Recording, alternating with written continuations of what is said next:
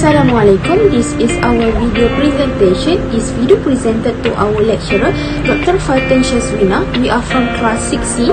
Our group member are Muhammad Shuib bin Zainuddin, Muhammad Naufal bin Fatur Razi, Muhammad Zakwan bin Muhammad Anwar, Siti Nur Atira binti Muhammad Isa, Khairah Syafiqah binti Samsudin. Our case study is about office building, and the case study located at Menara Sultan Abdul Aziz Shah UiTM Shah Alam, Selangor. Assalamualaikum. My name is Muhammad Naufal bin Fatur Razi. I will be explaining about the background of the case study. So the case study that we have chosen is at Menara Sultan Abdul Aziz Shah. So the history of Menara Saas, it is constructed at 1972. The local architect and UiTM board member is Yang Berbahagia Datuk Zahani Tan Sri Ahmad designed the structure. The Menara Sultan Abdul Aziz Shah, which used to be called Bangunan Menara Ilmu, is signed that ITM is there because it is put on the hill. And then the Bangunan Menara Ilmu was renamed to Menara Sultan Abdul Aziz Shah on March 13, 2022. The new name was given by Sultan Sharafuddin Idris Shah Ibni Almarhum Sultan Salahuddin Abdul Aziz Shah Al-Hajj. Assalamualaikum. My name is Siti Nur Atira binti Muhammad Isa. I will presenting a case study on the Menara Sultan Abdul Aziz Shah SAS building. The Menara SAS is an educational building located in Shah Alam, Selangor, Malaysia. It has 14 floors and was completed in 1972. The building is managed by the Facilities Management of University Technology Mara, but unfortunately, it is not well maintained by the management. The building has several facilities such as faculty's office, lecture rooms, offering bank, post office, BSN bank, library, multi-purpose hall, cafe, surau, lift, and classroom. The building has several types of defects such as mechanical defect, civil defect, and electrical defects. The budget for the building is allocated by the University Technology Mara. In terms of the history of the building, it was previously known as Menara Ilmu and was renamed Menara Sultan Abdul Aziz Shah in 2002. The building has been the subject of a case study on International Heritage Listing, which aimed to elaborate on the background and the history of the building. Additionally, a refurbishment proposal was made for the building in 2016. Thank you for listening to my presentation on the Menara Sultan Abdul Aziz Shah building. Thank you. Okay, as for the surrounding, it is located near to the Galeri Seni Tunku Nur Zahira, and also it near to the Sanarium Center and Perpustakaan Tun Abdul Razak and Pusat Islam UiTM. Many services and amenities that located near to the Menara Saas. There are also a lot of places to eat, stay, and shop. Hi and Assalamualaikum. My name is Muhammad Zakwan. So I'll be presenting about the organizational structure. So the organizational structure also governs communications between tiers of the organizations. So Menara Sultan Abdul Aziz Shah or SAAS has chosen to use decentralized organizational structure types. This structure gives specific tasks to a set of managers with the same degree of power based on their knowledge and skills. So Menara Sultan Abdul Aziz Shah is being maintained using a divisional maintenance management system. Next is the task description of the roles that there are in the structure of the organization. So there are senior engineers, head of assistant engineer, and operation assistant. So for the senior engineer, they usually overseeing all activities in a certain region in the responsibility of a senior engineer. Setting project objectives, deadlines and budgets may fall within the purview of a senior engineer with extensive knowledge and expertise. For the head of assistant engineer, he will assist and collaborate with senior engineer in the capacity of head assistant engineer. So they're directing, overseeing, managing and arranging the activities of the engineering team inside the company, and that are among his duties.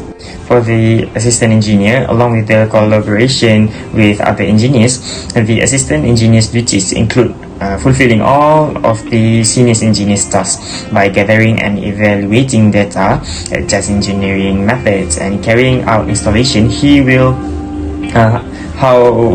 decide how to address engineers' difficulties, and then he gathers, examine and summarize the data and trends to create engineering reports before sharing his findings with higher levels. Lastly, for the operation assistant, facilities, cleanliness and functionality are the responsibility of the operation assistant. So basically, he will carry out routine building inspections and deliver a report to the assistant engineer outlining any faults found so that more actions may be done. Assalamualaikum warahmatullahi wabarakatuh. My name is Muhammad Shu'ib, and for my part, I will be present about the maintenance strategies that occur three types of terms, which is short term, long term and medium term. And I will start with the short term, which is selecting a maintenance checklist to be done daily, weekly or monthly. Involvement workers in maintenance should be following a workable schedule by a specific period for avoiding any occurrences. And short-term material work is used to supervise equipment and service such as lift, escalator, cleaning, security, air conditioning, sewerage services, telephone and fax, sanitary and plumbing and other kind of maintenance. And second terms is medium term. Medium term is also known as annual term planning, but this yearly program ensure the maintenance work are more accurate to be carried out as the basis for the budget annually, and the primary consideration that need to be carried out for the timing of work must be perfect. Other than that, the worker construct must also be carried out and have to avoid slack period. The maintenance work for this medium planning are plumbing services, piping services, electrical services and others. And lastly, for the long-term maintenance works, maintenance strategy, for the long-term maintenance plan is selecting maintenance checklist to be done yearly for long year periods such as 5 to 8 years once time. And the purpose of a long-term planning is to carry out the significant repair work in optimum time, determine the structure and staffing, avoid significant or more expenditure for maintenance work, and consider the effect of proposed capital work on the maintenance work to sustain the building for extended period by maintaining a few part of the building such as repainting the walls, retailing, re-roofing and repairing the superstructure of the building. Okay, for this part, I will explain about the challenges faced by the management team. Okay, the first one is communication. For management team to accurately communicate information, goals and expectation to employee, effective communication is essential. Different communication style, linguistic obstacles or inefficient communication routes, however, can provide problem. And second problem faced by the management team is diversity. Management team frequently has to deal with diverse workforce made up of people from various generation, culture and viewpoint. And understanding and appreciate the other point of view, encourage inclusivity and making sure that every employee receive fair treatment and equal opportunity are necessary component of managing diversity. And third is change management. This problem, if always changing, it can be difficult to implement organizational changes such as process enhancement, reorganization, or technology implementation. The management team must successfully prepare and explain changes, deal with employee opposition, and help during transition period. And move on with the next problem is decision making. Okay, it is important choices that affect the organization and the stakeholder must be made by the management team. They struggle to obtain pertinent data analysis and consider as many point of view and quickly come to conclusion that are consistent with the organization objective and value. Okay, however, the next problem is engagement and motivation. Productivity, job happiness, and employee retention is critical to keep staff members motivated and engaged. The management group must overcome obstacles in order to foster a supportive workplace, offer opportunities for advancement, acknowledge accomplishment, and respond to employee complaints. It can be difficult to strike a balance between employee demands and organizational goals. This requires effective communication and a proactive approach to staff growth and well-being. Lastly is conflict resolution. It's all about will inevitably experience conflict. The management group is in charge of resolving dispute in a fair and beneficial way.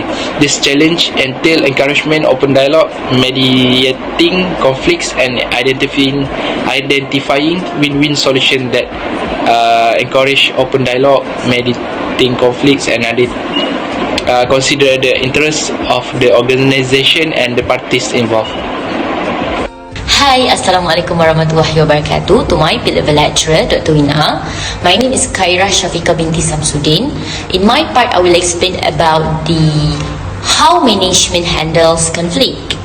As we all know, handling conflict disputes between staff, tenants, or customers is a critical responsibility of the management team. Besides, conflicts are a natural part of any work or business environment and can arise due to differences in personalities, interests, or expectation. Therefore, it is essential for the management team to prioritize conflict resolution and take proactive steps to address and resolve conflicts in a fair and timely manner. First and foremost, mediation and negotiation. The role of the management team in conflict resolution is to act as neutral mediators that facilitate a structured conversation where all parties can express their viewpoints without interruption or judgment. Besides, encourage active participation and guide the discussion towards finding common ground. It is help the parties involved identify areas of agreement and explore possible compromise that address everyone's need. Other than that, establish clear policies and guidelines. Having clear policies and guidelines in place for conflict resolution is crucial. These policies should outline the expected behavior, define the steps to follow when conflicts arise, and specify the channels of communication or escalation. Clear communication of these policies to staff, tenants, and customer ensures that everyone is aware of the procedures to be followed and reduces ambiguity.